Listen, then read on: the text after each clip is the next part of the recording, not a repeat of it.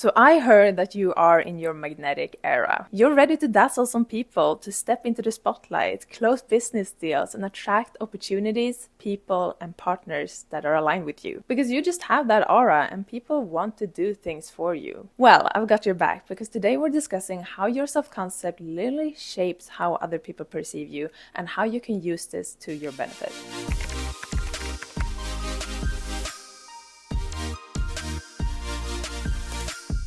Hi and welcome back to the channel. My name is Ylva Sands and I am so happy to have you here. Don't forget that you can also listen to this audio episode on Spotify and make sure to subscribe both here and over there. So, let's get into it. Now, self-concept is everything, right? We hear this time and time again. It determines how you carry yourself, how you talk about yourself, what you believe is possible for you, and most importantly, the actions and decisions you make in your life. And all of this affects how people perceive you. Now, your goal should never be to try and make people be obsessed with you. Your goal should be to be obsessed with yourself. Because when you truly cherish yourself, other people will too. Because they see that you invest in yourself physically, mentally, monetarily, and that will inspire them. Because most people want more self-love, they want more self-respect, more self-confidence.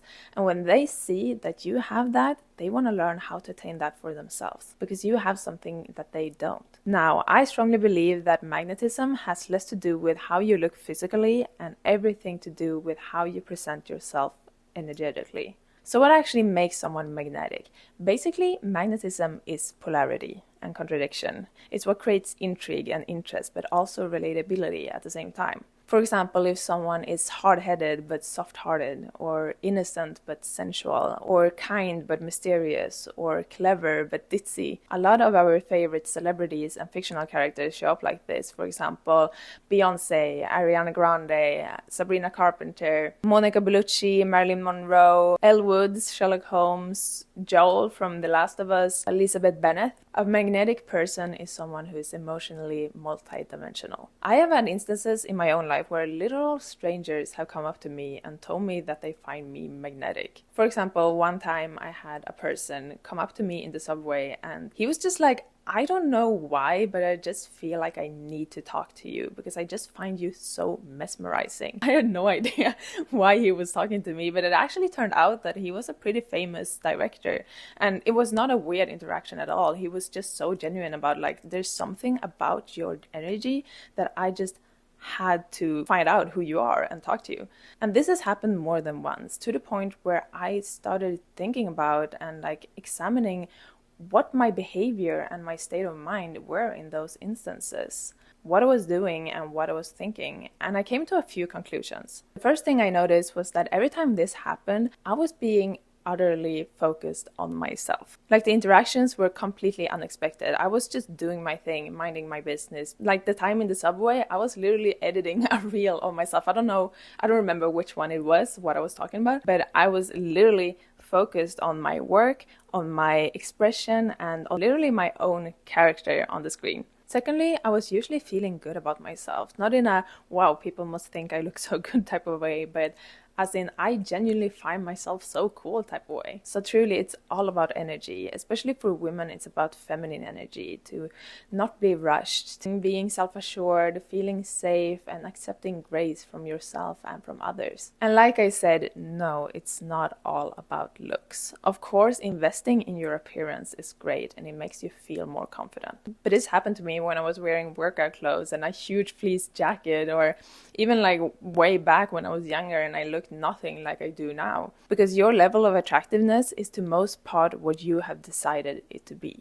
I think the most obvious way to see this for yourself is to take a video of yourself in different states of mind. Try recording yourself saying a specific phrase or talking about a specific topic, and then try again in another state of mind. So like first imagine being the most confident person in the world, and then try doing it while imagining you're talking to someone who intimidates you, and see how differently you show up on screen. The subconscious picks up micro expressions, and this is how even the most subtle differences get noticed. And that truly is the power of the subconscious mind. It both helps you interpret things that you cannot consciously see, and it also helps you express things that you cannot mechanically construct. I mean, that is the entire idea of manifestation, to pursue your subconscious mind to naturally take actions that will get you to your goal. So if your goal is to be self-confident and magnetic and self-possessed and influential, then you would naturally take on that role in order to become it, even before you have the outside validation of it. Because this is when your subconscious mind will take your instructions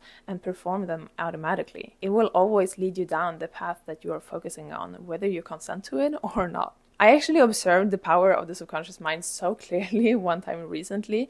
I was completely amped up on caffeine. I'm very sensitive to coffee. So I was basically high on adrenaline, and I noticed that my body was just taking actions that I hadn't consciously thought of, like packing things into my bag or opening doors or switching between songs on my iPhone.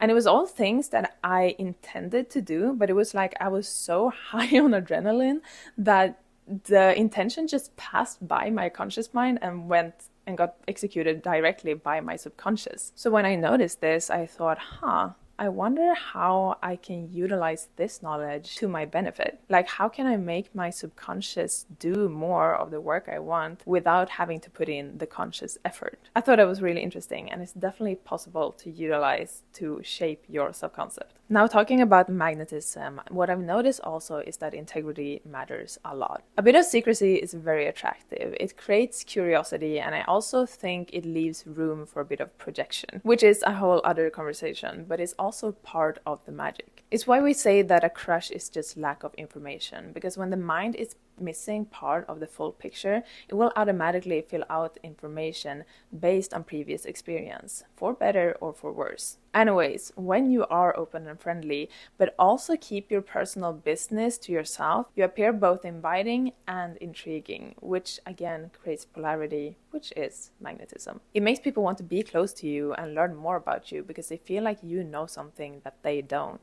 It creates both curiosity and feeling safe. That's also why the way you speak about yourself to others is so important, because this stems directly from your self-concept. If you talk down on yourself, then people will go, oh, well, maybe they're not as special as I thought. But if you genuinely like and respect yourself and you speak about yourself in a way that reflects this, people will go, what do they know that I don't? And how can I also be like that? Confirmation bias is so real. Not bragging about yourself, but to appear certain.